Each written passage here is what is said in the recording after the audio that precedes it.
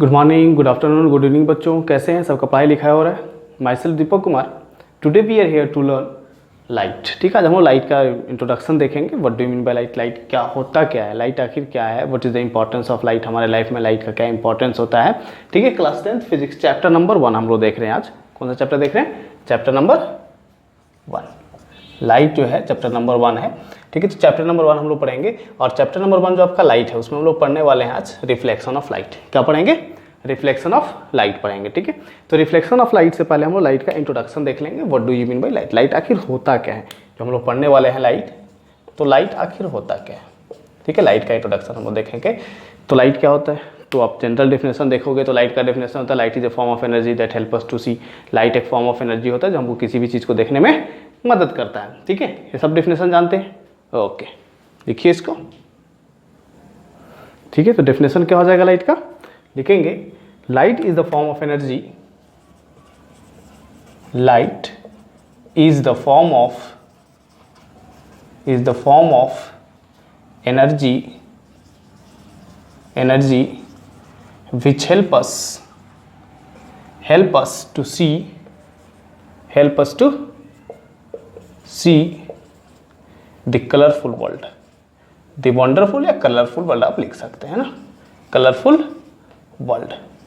ये दुनिया को देखने में अगर कोई हमारी मदद करता है तो दो चीज़ें मदद करती है। पहला चीज़ हो गया लाइट और दूसरा चीज़ हो गया हमारा आइस। ठीक है, we have to learn both the things in this chapter. ठीक है, इस चैप्टर में हम दोनों चीज़ के बारे में पढ़ेंगे, लाइट के बारे में पढ़ेंगे और ह्यूमन आई के बारे में पढ़ेंगे। ह्यूमन आई क्या है उसका एक अलग से चैप्टर ही बनाया गया है कि what is human I. Human आई क्या पूरा का पूरा एक चैप्टर बना दिया गया है। तो लाइट क्या होता है? एक फॉर्म ऑफ एनर्जी होता है जो हमें किसी भी चीज़ को देखने में मदद करता है। Without light we can't see anything. बिना लाइट के हम लोग किसी चीज़ को नहीं देख पाएंगे। तो लाइट बहुत ही important essential source of energy होता है। क्या होता है? लाइट क्या होता है? एसेंशियल सोर्स ऑफ एनर्जी होता है। लाइट क्या होता है? एसेंशियल सोर्स ऑफ एनर्जी होता है।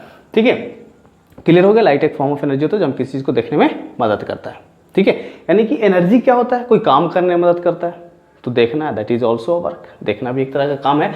तो कोई काम करने में मदद करता है, इसीलिए उसको हम क्या कहते हैं? एनर्जी कहते हैं। और एनर्जी का एक फॉर्म होता है जो हमें किसी चीज़ को देखने में मदद करता है।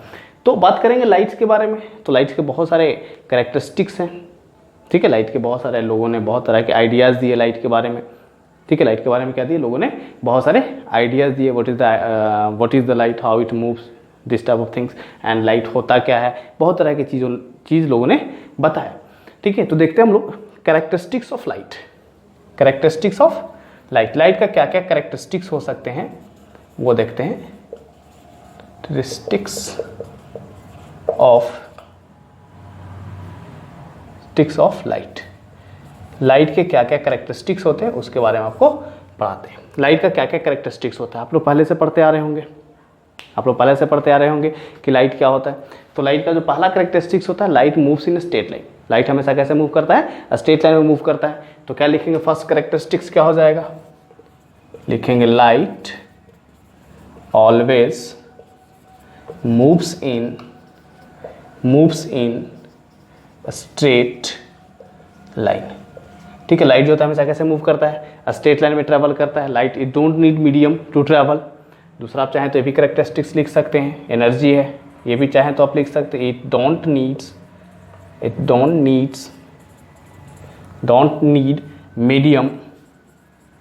Medium to move. जरूरी नहीं कि इसको कोई मीडियम चाहिए क्या करने के लिए? मूव करने के लिए। जरूरी नहीं कि इसको क्या चाहिए? कोई मीडियम चाहिए क्या करने के लिए? मूव करने के लिए। एंड थर्ड वन इज, और तीसरा क्या हो सकता है? Light moves in the form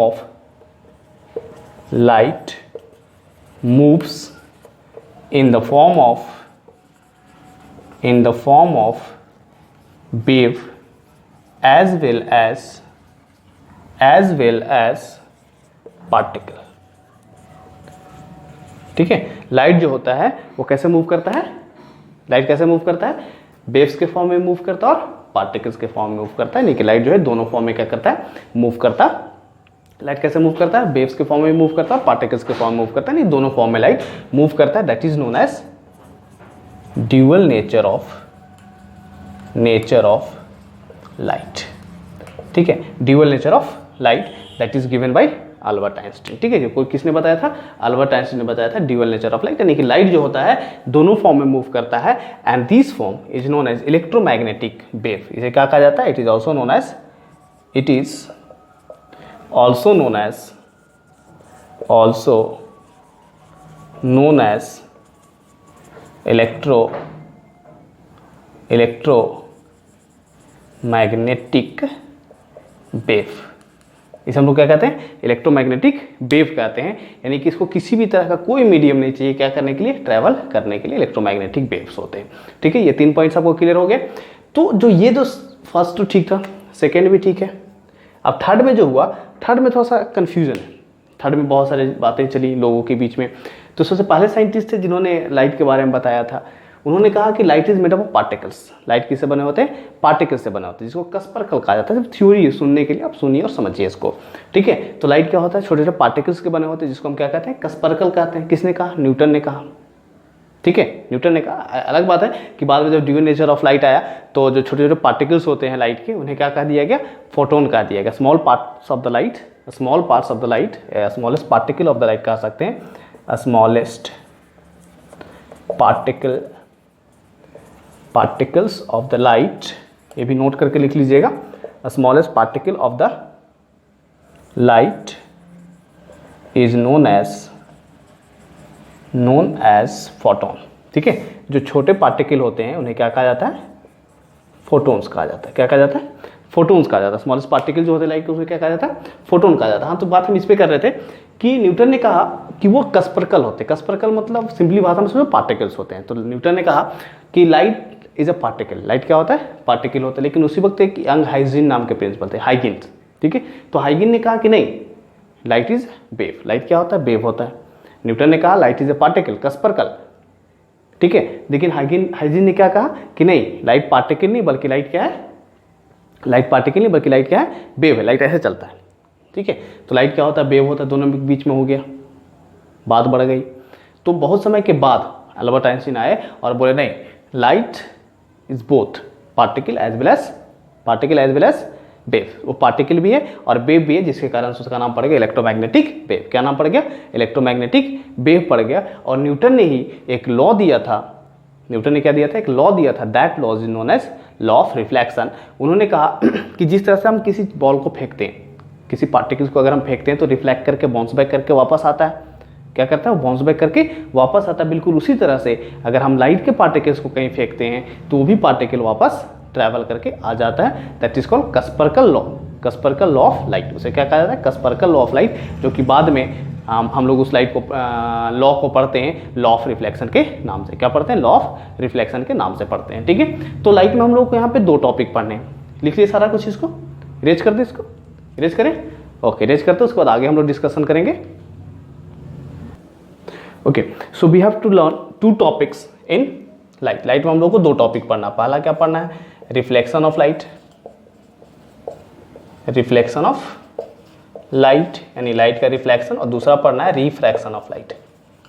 ठीक है, रिफ्रैक्शन ऑफ लाइट। टोटल कितने टॉपिक्स पढ़ने हैं लाइट में आपको? Reflection of light and refraction of light, 10th class में। ठीक है, और एक ह्यूमन आई भी इसी में पढ़ना है। लेकिन फिलहाल हम लोग अभी 2 टॉपिक पे डिस्कशन करेंगे, रिफ्लेक्शन ऑफ लाइट और रिफ्रैक्शन ऑफ लाइट। ठीक है, एनसीईआरटी की बुक में आपको क्या किया गया कि ह्यूमन आई, रिफ्लेक्शन और रिफ्रैक्शन एक ही साथ पढ़ाया गया, लेकिन ह्यूमन आई को क्या कर दिया उसने? सेपरेट कर दिया। ठीक है, तो हम लोग पहले रिफ्लेक्शन ऑफ लाइट देख लेंगे, उसके बाद किसको देखेंगे? रिफ्रैक्शन ऑफ लाइट देखेंगे। तो first of all we are here to discuss about reflection of light. हम लोग किसके बारे में पढ़ने वाले हैं? अभी रिफ्लेक्शन ऑफ लाइट के बारे में पढ़ने वाले हैं। और दूसरा है refraction of light, bending of light, when light passes from one medium to another it bend. ठीक है, इसके बारे में बात करेंगे। Both are natural phenomena. तो first we are going to discuss reflection of light. ठीक है, रिफ्लेक्शन ऑफ लाइट हम लोग डिस्कस करने वाले हैं। तो रिफ्लेक्शन ऑफ लाइट क्या होता है भाई? तो what do mean by reflection? अगर आपसे कोई पूछे कि what do mean by reflection, तो रिफ्लेक्शन का क्या डेफिनेशन लिख सकते हैं आप? तो रिफ्लेक्शन का डेफिनेशन लिखा जा सकता है bouncing back of light, bouncing back of light from the surface of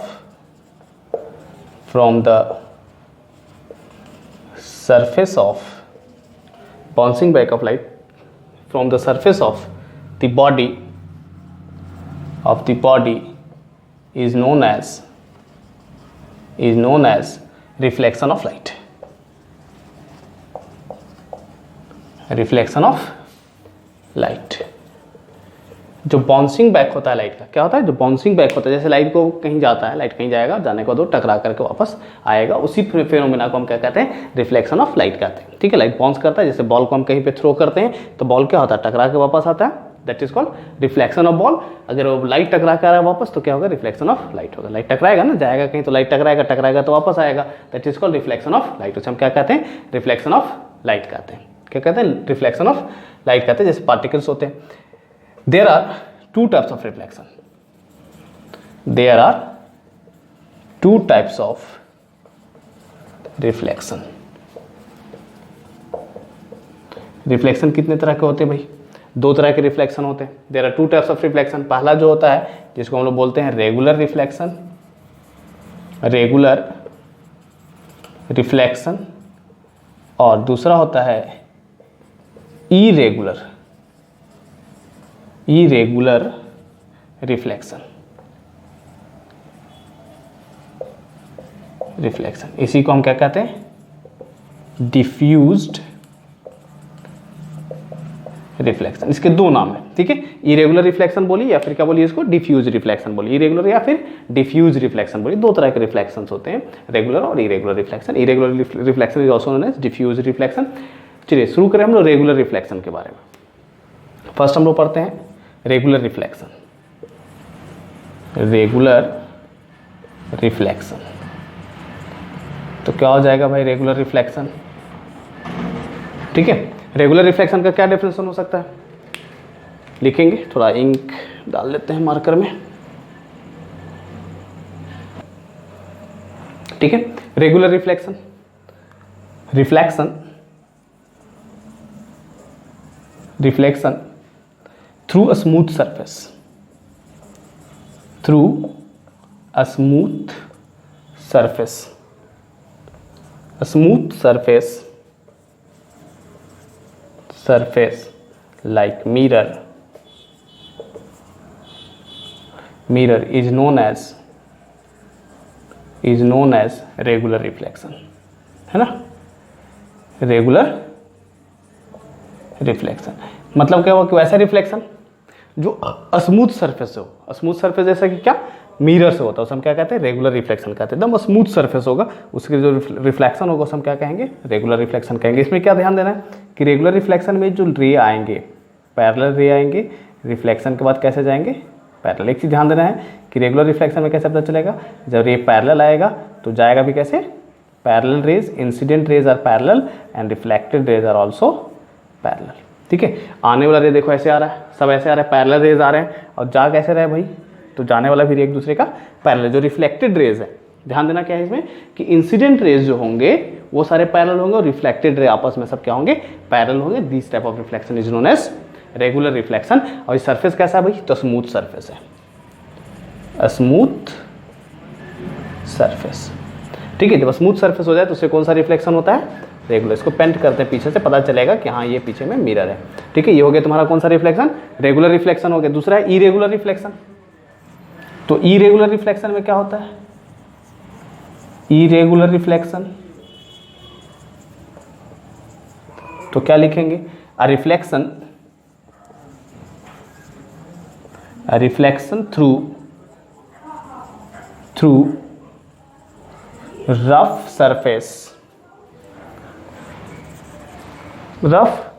surface is known as irregular reflection।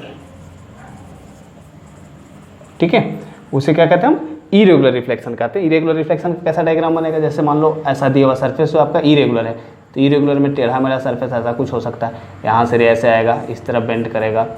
ठीक है, दूसरा रे यहाँ से ऐसे आया, इधर बेंड करके जाएगा। ठीक है, तीसरा रे इधर से ऐसा इधर बेंड करके जाएगा। मतलब जैसे तैसे इसमें रिफ्लेक्शन होता है। पैरेलल रेज अगर आ भी रहे हैं तो उससे रिफ्लेक्टेड रेज जो होगा वो पैरेलल नहीं होगा। ये कैसा सरफेस हो गया, रफ सरफेस। सबको नीचे दिख रहा है, नीचे सबको दिख रहा है, चेक कर ले।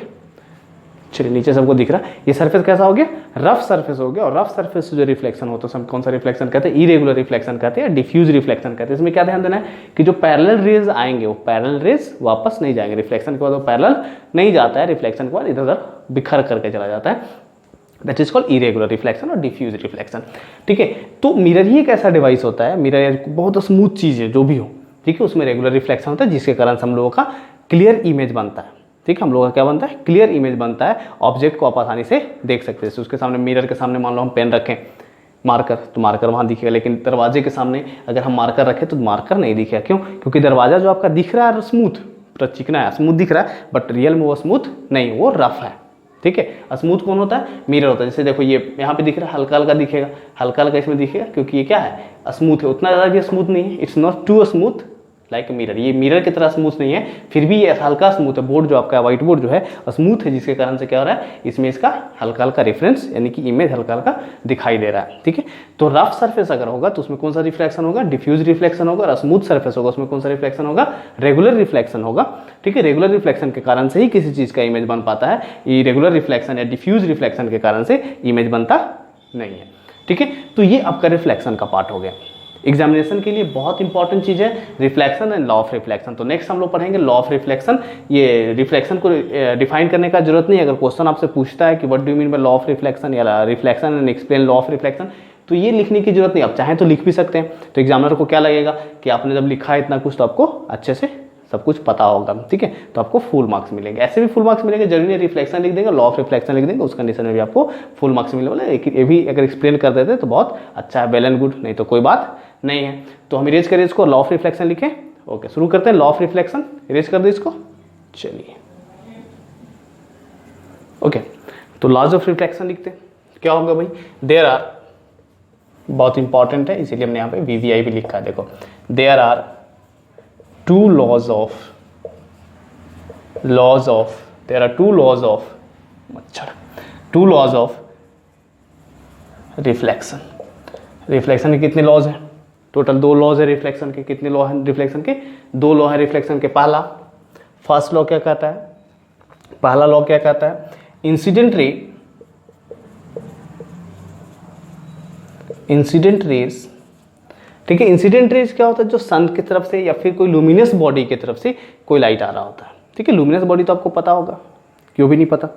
लुमिनस बॉडी एक ऐसा बॉडी होता है जो क्या करता है, खुद का लाइट वो प्रोड्यूस करता है। Luminous body are the body that can produce their own light. Luminous body वैसा बॉडी होता है जो अपना लाइट प्रोड्यूस कर सकता है। दूसरा तरह के बॉडी नॉन लुमिनस बॉडी होते, तो नॉन लुमिनस बॉडी वैसे बॉडी होते जो अपना लाइट खुद प्रोड्यूस नहीं करते, that shine after following the lights off other, दूसरे के लाइट पड़ने के कारण से चमकते हैं। जैसे कि हम लोग human beings, mobile, black board, ये वाइट बोर्ड, आपका घड़ी, बहुत सारी चीज़ें जो होती है वो नॉन लुमिनस बॉडी होती है, यानी कि वो क्या करते हैं, दूसरे के लाइट रिफ्लेक्ट करने के कारण से दिखते हैं। बहुत सारी चीज़ ऐसी होती है जो लुमिनस बॉडी होती है। लुमिनस बॉडी में बल्ब हो गया, सन हो गया, यानी कि वो सन बल्ब वगैरह क्या होता है, अपना लाइट प्रोड्यूस करते हैं जिसके कारण से हमें कोई चीज़ दिखता है। तो जो लाइट प्रोड्यूस हो रहा है, जो लाइट कहीं से आ रहा है, that is called incident raise. उसे क्या कहते हैं हम, इंसिडेंट, जो रे आ रहा है उसे हम क्या कहते हैं, इंसिडेंट रेज कहते हैं। ठीक है, incident raise, reflected raise, reflected raise and normal. चलो तीनों पॉइंट हम देखते हैं। रिफ्लेक्टेड रे क्या होता है, जो लाइट आया, टकराया, टकराने के बाद जो वापस चला गया, that is called reflected ray. And normal, normal क्या होता है, तो जो सरफेस के साथ 90 डिग्री का एंगल बनाता है, ध्यान देना, जो सरफेस के साथ कितने डिग्री का एंगल बनाता है, 90 डिग्री का एंगल बनाता है, दैट इज कॉल्ड नॉर्मल। ठीक है, और lies in same plane, all lies in same plane, मतलब तीनों की तीनों कहाँ लाइज करेंगे, एक ही प्लेन में लाइज करेंगे। जैसे मान लो ये हो गया, यहाँ से रे ऐसे आ रहा है, that is called incident ray, यहाँ से रे जा रहा है, that is called reflected ray, और यहाँ से एक 90 डिग्री के एंगल पे बना दिए, दैट इज कॉल्ड नॉर्मल। इसको क्या कहेंगे हम, इंसिडेंट रे। इंसिडेंट रे, ये क्या हो गया, रिफ्लेक्टेड रे, और ये क्या हो गया, नीचे लिख दें, इट इज नॉर्मल। ठीक है, और जो एंगल नॉर्मल और angle of ray of incidence के बीच में, इंसिडेंट रे और नॉर्मल के बीच का जो एंगल होता है उसको एंगल ऑफ इंसिडेंस कहते हैं, जिसको कहते हैं एंगल ऑफ रिफ्लेक्शन। आई को क्या कहते हैं भाई, the angle of incidence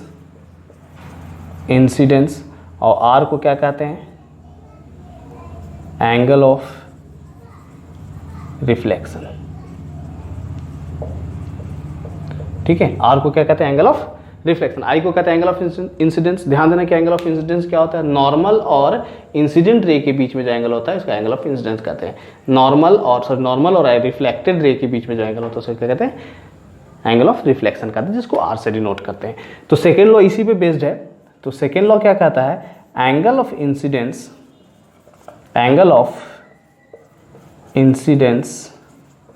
is always equal to angle of reflection। ठीक है, एंगल ऑफ इंसिडेंस जो होता है हमेशा आई जो होगा हमेशा आर के बराबर होगा, मतलब i is equal to always r. ठीक है, एंगल ऑफ इंसिडेंस जो होगा एंगल ऑफ रिफ्लेक्शन के बराबर होगा। फर्स्ट लॉ ये हो गया, सेकेंड लॉ ये हो गया। ध्यान देंगे, नोट करके एक चीज बहुत इंपॉर्टेंट चीज लिख लेंगे। ठीक है, this law is followed always, this law is followed always। ठीक है, ये जो लॉ है आपका हमेशा फॉलो किया जा सकता है, चाहे वो रेगुलर रिफ्लेक्शन हो या फिर इरेगुलर रिफ्लेक्शन हो, इस चीज को मतलब नहीं है। ये लॉ हमेशा फॉलो किया जाता है। ये लॉ हमेशा क्या किया जाता है, फॉलो किया जाता है। ठीक है, तो यहाँ पे हम लोग डिस्कशन कर रहे थे लॉ ऑफ रिफ्लेक्शन। अब लॉ ऑफ रिफ्लेक्शन जो हम डिस्कस किए, तो अभी आपने पढ़ा था रेगुलर इरेगुलर रिफ्लेक्शन। तो रेगुलर रिफ्लेक्शन हो या इरेगुलर रिफ्लेक्शन, उससे मतलब नहीं, लॉ ऑफ रिफ्लेक्शन हमेशा फॉलो किया जाता है। अब रेगुलर रिफ्लेक्शन के बारे में हम लोग आगे जो डिस्कशन करेंगे वो सारे के सारे डिस्कशन हम लोग किसके बारे में करेंगे, रेगुलर रिफ्लेक्शन के बारे में करेंगे। ठीक है, इरेगुलर रिफ्लेक्शन के बारे में डिस्कशन नहीं करने वाले हैं। तो ऑल द डिस्कशन अब एवो फ्रॉम दिस, अभी इसके बाद जितने भी डिस्कशन होंगे, ठीक है, वो फ्रॉम दिस ऑल एक्सप्लेनेशन या all the lectures based on regular reflection. जितने भी डिस्कशन बाकी हैं इसके आगे से, जो भी डिस्कशन होने वाले हैं, this all are on the regular reflection. सारे के सारे किस रिफ्लेक्शन पे बेस्ड हैं, रेगुलर रिफ्लेक्शन पे बेस्ड हैं।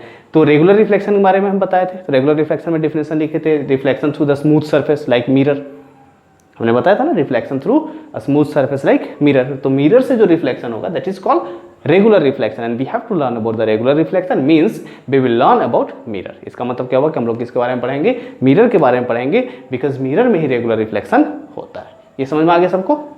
ठीक है, तो मिरर के बारे में हम लोग पढ़ेंगे, because we have to learn about regular reflection, क्योंकि हम लोग को रेगुलर रिफ्लेक्शन के बारे में पढ़ना है, तो मिरर के बारे में हम लोग पढ़ेंगे। इसको रेज करते हैं, ओके रेज करते हैं, चलिए okay. So now we are going to learn about mirror. अब लोग किसके बारे में पढ़ने वाले हैं, मिरर के बारे में पढ़ने वाले हैं। मिरर, ठीक है, मिरर तो मोस्ट फेवरेबल, आप लोग सब देखते होंगे, रोज दिन उठते होंगे, अपना चेहरा देखते होंगे आईने में, आईना जिसको हम लोग कहते हैं मिरर। ठीक है, तो मिरर क्या होता है आखिर, मिरर का डेफिनेशन क्या हो सकता है? तो मिरर इज एन ऑब्जेक्ट या डिवाइस, ठीक है, optical device, optical instrument, optical device आप बोल सकते हो, ठीक है, या mirror is object. Mirror is an object. Mirror क्या होता है, एक ऑब्जेक्ट होता है जिसका एक सरफेस वेल पॉलिश्ड होता है। वेल पॉलिश मैंने अच्छे से चमकाया हुआ, चमकाया का मतलब एकदम घीस घीस के उसको चमका देता है, ठीक है, एकदम स्मूथ बना देता है। एक सरफेस स्मूथ होता है, दूसरा सरफेस वेल पेंटेड होता है। तो क्या लिखेंगे, मिरर का क्या डेफिनेशन लिख सकते हैं, एन ऑब्जेक्ट, जो भी चीज, an object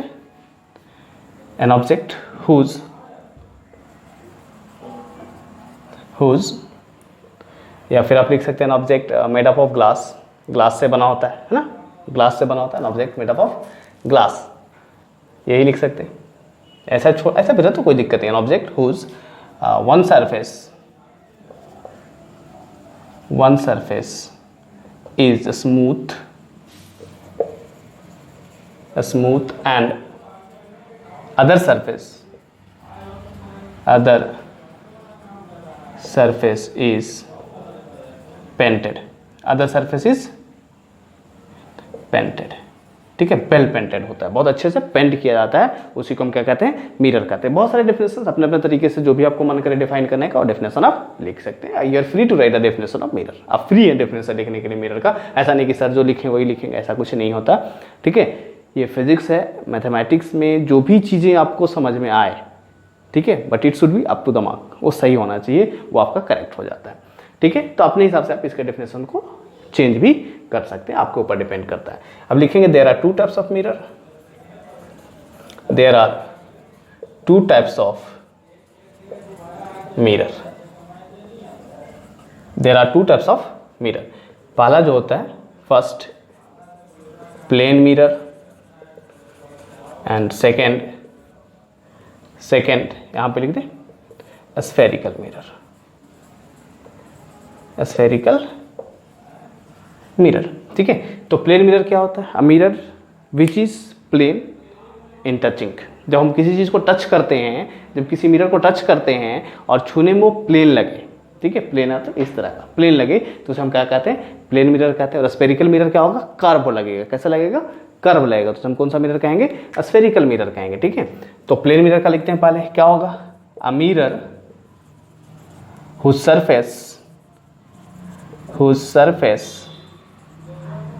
surface is plane is known as plane mirror। ठीक है, जिसका सरफेस कैसा लगे देखने में, छूने में प्लेन लगे, उसे हम क्या कहते हैं? प्लेन मिरर कहते हैं। घर में सारे लोगों का प्लेन मिरर ही यूज होता है, इस तरह का, ऐसा ही होता है, प्लेन होता है। दूसरा होता है स्फेरिकल मिरर, स्फेरिकल मिरर। तो स्फेरिकल मिरर क्या होता है? A mirror whose reflecting surface, या हुज सरफेस भी लिख सकते हैं ना, whose surface is curved, surface is curved, known as surface, या a mirror having curve surface. ठीक है, जिसका कर्व सरफेस है, नोन एज स्फेरिकल मिरर। ठीक है, पैसे डन दो, स्फेरिकल मिरर। ठीक है, कितने तरह का स्फेरिकल मिरर हो गया? जिसका सरफेस कैसा होगा? कर्व होगा, इस तरह का, ऐसे, या फिर जिसका सरफेस ऐसे होगा। ठीक है, इसके अलग अलग नाम है। इसका नाम है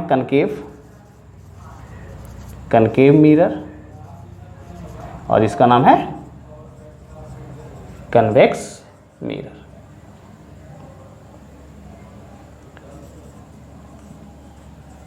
ठीक है, कनकेव मिरर में क्या होगा? जो कि ऐसे धंसा होगा, ऐसे छुओगे, जब रिफ्लेक्टिंग सरफेस छुओगे ऐसे तो धंसा हुआ दिखेगा, दैट इज कनकेव, और जिसको छुओगे तो उठा हुआ दिखेगा, दैट इज कन्वेक्स। ठीक है, तो कनकेव और कन्वेक्स हो गया, दो तरह के मिरर होते हैं। ठीक है, तो कनकेव हो गया, कन्वेक्स हो गया। ठीक है, तो पहले हम लोग प्लेन मिरर के बारे में डिस्कशन कर ले, उसके बाद कनकेव और कन्वेक्स के बारे में पढ़ेंगे। ठीक है, तो पहले प्लेन मिरर से पहले हम चाहते हैं कि आप लोग को एक अलग चीज़ बता दिया है, दैट इज कॉल्ड इमेज। क्योंकि इमेज जब तक नहीं जानेंगे तब तक मिरर्स के बारे में पढ़ने में मज़ा नहीं आएगा। तो सबसे पहले हम लोग प्लेन मिरर और स्फेरिकल मिरर शुरू करने से पहले हम लोग किसके बारे में जान लें?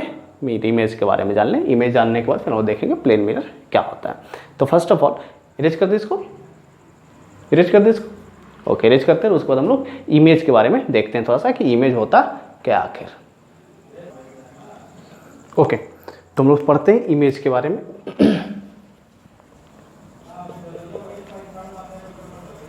इमेज क्या होता है? तो इमेज किसी का रिफरेंस होता है। ठीक है, जैसे आप आईने के सामने खड़े होते हो, ठीक है, तो आपका फोटो वहाँ दिखता है, दैट इज कॉल्ड इमेज। उसी को हम क्या कहते हैं? इमेज कहते हैं। तो इमेज क्या लिख सकते हैं? When two or more rays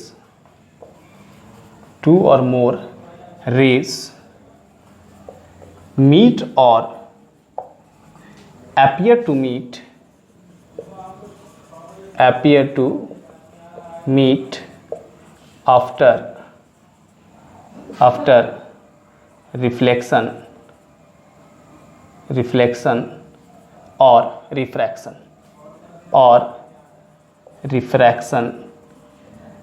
at a point to form an image, point and form an image। ठीक है, क्या बोलता है कि जब दो या दो से अधिक रेज एक पॉइंट पे मिलते हैं, कब? रिफ्लेक्शन के बाद या रिफ्रैक्शन के बाद। मिलते हैं, मिलते हुए फील होते हैं, प्रतीत होते हैं। मिल रहे हैं, मिलते हुए क्या होते हैं? फील होते हैं। अपीयर टू मीट, ये लिखा हो ना, अपीयर टू मीट, ठीक है। And form, to form an image, ये भी लिख सकते हैं। And form image, to form an image, to form an image. और क्या करते हैं? वो इमेज का फॉर्मेशन करते हैं। जो चीज़ बनता है, जो पैच बनेगा, उसी को हम क्या कहेंगे? इमेज कहेंगे। ऐसे भी आप डिफाइन कर सकते हैं, टू रेज मीट और appear to meet after reflection और रिफ्रैक्शन, ठीक है, दे फॉर्म एन इमेज। तो क्या करते हैं? वो इमेज का फॉर्मेशन करते हैं। The point two form an image, यहाँ पे लिख सकते हैं टू फॉर्म एन इमेज। क्या करने के लिए मिलते हैं भाई? एक दूसरे एक पॉइंट पे मिलते हैं, तो इमेज को फॉर्म करने के लिए मिलते हैं। There are two types of image, there are two types of image, there are two types of image, है ना। इमेज कितने तरह के होते हैं? दो तरह के होते हैं। पहला जो होता है उसे हम कहते हैं रियल इमेज, रियल इमेज। दूसरा होता है जिसको हम कहते हैं वर्चुअल इमेज, वर्चुअल इमेज, ठीक है। Real image and virtual image में डिफरेंसेस जो है वो बहुत इंपॉर्टेंट है, ठीक है। ये भी दो पॉइंट, दो चीज़ें तो मैंने बताया। पहला चीज़ आपको मैंने बताया क्या? Reflection, law of reflection, that is very important. और दूसरा जो इंपॉर्टेंट क्वेश्चन है इसमें, रियल एंड वर्चुअल इमेज में difference, that is very important. वो हमेशा पूछा जाता है, वो बहुत ही ज़्यादा इंपॉर्टेंट है। इसीलिए हम इसमें देखो PVI लिख दिया कि बहुत बहुत इंपॉर्टेंट है, हमेशा पूछा जाता है। तो शुरू करें। पहला रियल इमेज, इसी में हम डिफरेंस भी कर लेंगे। रियल इमेज तो क्या लिखेंगे? An image is form, an image is formed when two or more rays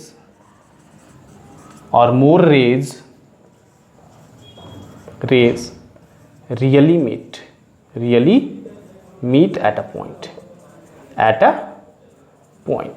जब दो या दो से अधिक रे रियल में एक जगह पे मिलते हैं। दो या दो से अधिक रे क्या होते हैं? रियल में जब एक जगह पे मिलते हैं तो उससे जो इमेज बनता है that is called real image. उसे क्या कहते हैं? हम रियल इमेज कहते हैं। फुल स्टॉप बाद लिखेंगे। It is always inverted.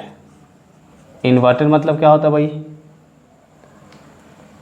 It is always inverted. Inverted का मतलब क्या होता है? उल्टा। इट इज ऑलवेज इन्वर्टेड, दिख रहा है आपको? Inverted, it is always inverted. Inverted मतलब उल्टा। एंड तीसरा पॉइंट लिखेंगे, इसके बाद फुल स्टॉप का लिखेंगे। It needs a screen, yeah, it can form on the screen, it can be formed on the screen, it can formed on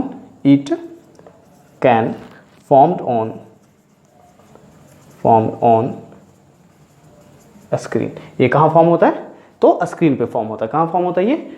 it can form on screen. It form on screen वैसे भी लिख सकते हैं, it form on screen, उतना मत लिखिए, it form on screen. या it needs a screen for the formation. इसके फॉर्मेशन के लिए क्या चाहिए? स्क्रीन का जरूरत पड़ता है। अगर इसमें एग्जाम्पल लिखना चाहेंगे तो एग्जाम्पल के तौर पे लिख सकते हैं इमेज फॉर्म्ड ऑन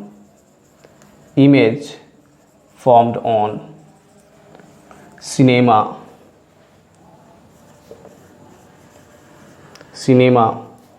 स्क्रीन, है ना। Image form on cinema screen, ठीक है। सिनेमा स्क्रीन पे जो इमेज फॉर्म होता है उसे हम क्या कहते हैं? रियल इमेज कहते हैं। या फिर आप देखोगे जो हम लोग मैग्नीफाइंग ग्लास रखते हैं, मैग्नीफाइंग ग्लास से जो सन का इमेज बनाया जाता है पेपर वगैरह पे, वो भी क्या होता है? रियल इमेज होता है।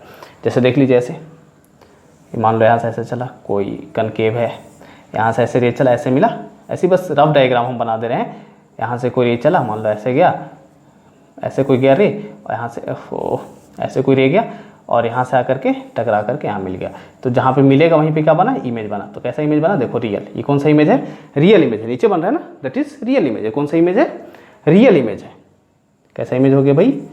तो रियल इमेज हो गया। और यहाँ पे अगर स्क्रीन रहेगा तो स्क्रीन पे इसका फॉर्म, ये क्या है? ऑब्जेक्ट है, ऑब्जेक्ट है। और ये क्या है? मिरर है, ठीक है। तो इस तरह से अगर बनेगा तो उसे हम क्या कहेंगे? रियल इमेज कहेंगे। नेक्स्ट आपको देखना है वर्चुअल इमेज। इसको इरेज कर दें, समझ में आ गया? रियल इमेज में क्या होता है कि जब दो रेज रियली में मिलते हैं एक दूसरे से, अपीयर टू मीट नहीं, रियल में मिल रहे हैं। देखो चला, यहाँ से ऐसे मिला, ऐसे कर लो रे डायग्राम में, ऐसे कर लो, ऐसे कर लो, यहाँ से एक रे ऐसे गया, ऐसे गया, दोनों मिला, रियल में दोनों मिल रहे हैं, तो तुम्हारा क्या हो गया? रियल इमेज हो गया। वो कहाँ? हमेशा इन्वर्टेड। इन्वर्टेड में तो हमेशा उल्टा है, नहीं कि अपराइट डाउन। देखो ऑब्जेक्ट ऐसे रखे तो इमेज कैसे बना? नीचे बना, तो हमेशा उल्टा बनता है। दूसरा क्या होगा? इसको बनने के लिए क्या चाहिए? स्क्रीन चाहिए, ठीक है। Image form on cinema screen. देखो यहाँ पे लिखा ना, इमेज सिनेमा स्क्रीन, हम लोग सिनेमा देखते हैं, ठीक है, सिनेमा हम लोग देखते हैं तो सिनेमा स्क्रीन पे जो इमेज बनता है that is example of real image. Erase कर दे रियल इमेज, वर्चुअल इमेज शुरू करें हम लोग। ओके, इसको इरेज करते हैं।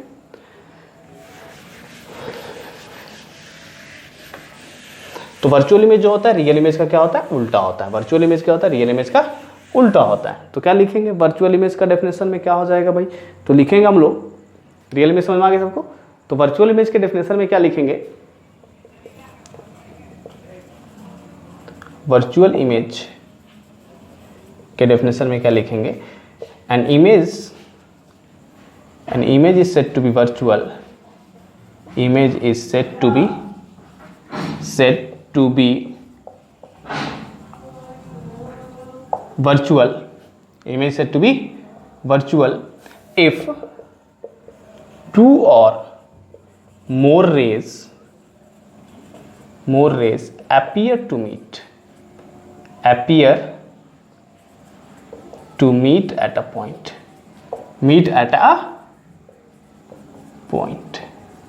क्या होता है, एक पॉइंट पे मिलता हुआ फील होता है, ठीक है, मिलता हुआ प्रतीत होता है, appear to meet at a point and it is always, इसमें इन्वर्टर लिखे तो उसमें इरेक्ट लिखेंगे, it is always erect, erect मतलब सीधा, ठीक है, ये हमेशा क्या होता है, इरेक्ट होता है, ठीक है, इट इज ऑलवेज इरेक्ट, वो हमेशा कैसा होता है, इरेक्ट होता है, इन्वर्टेड इरेक्ट, ठीक है, and it don't need a screen to form,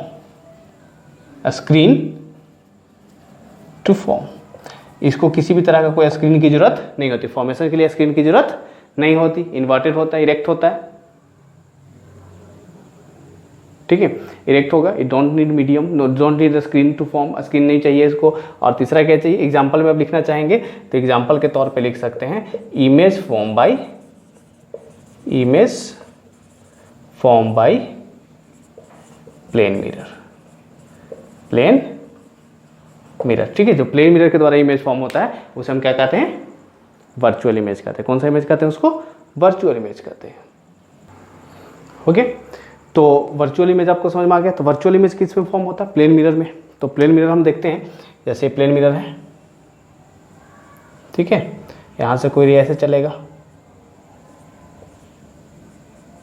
ठीक है, इस तरह से इमेज फॉर्म होगा, यहाँ से कोई रे चलेगा ऐसे, इस तरह से इमेज फॉर्म होगा, दिख रहा आपको, यहाँ पे जो इमेज फॉर्म होगा तो वर्चुअल रेज के अपेयरेंट के कारण से, ठीक है, यहाँ से ऐसे रे चलेगा, यहाँ से ऐसे जाएगा और यहाँ पे अपेयर करेगा, ठीक है। जो इस तरह के जो इमेज फॉर्म होते हैं उसे कौन सा इमेज कहते हैं हम लोग, वर्चुअल इमेज कहते हैं, जिसमें अपियर टू मीट, इसमें क्या होता है, मिलता हुआ प्रतीत होता है, ठीक है, उसे हम कौन सा इमेज कहते हैं, वर्चुअल इमेज कहते हैं, प्लेन में। एक चीज ध्यान देना है कि लॉ ऑफ रिफ्लेक्शन में एक चीज़ और हम समझाना चाहते हैं कि लॉ ऑफ रिफ्लेक्शन में क्या होता है कि अगर कोई रे, समझना है सिर्फ जरूरी है, अगर कोई रे नॉर्मल पे आता है, ठीक है, कोई रे आ रहा है, नॉर्मल है, ये नॉर्मल भी है और एक रे भी है, ठीक है, नॉर्मल पे अगर कोई रे आता है तो अपने ही पाथ पे वापस चला जाएगा, क्योंकि नॉर्मल से उसका एंगल आई कितना होगा, 0, तो आर भी कितना हो जाएगा, 0, तो जिस पाथ पे आएगा उसी पाथ पे वापस चला जाएगा, ठीक है। आप लोग समझदार थे, समझ सकते हैं, तो जिस पाथ पे आएगा उसी पाथ पे क्या हो जाएगा, वापस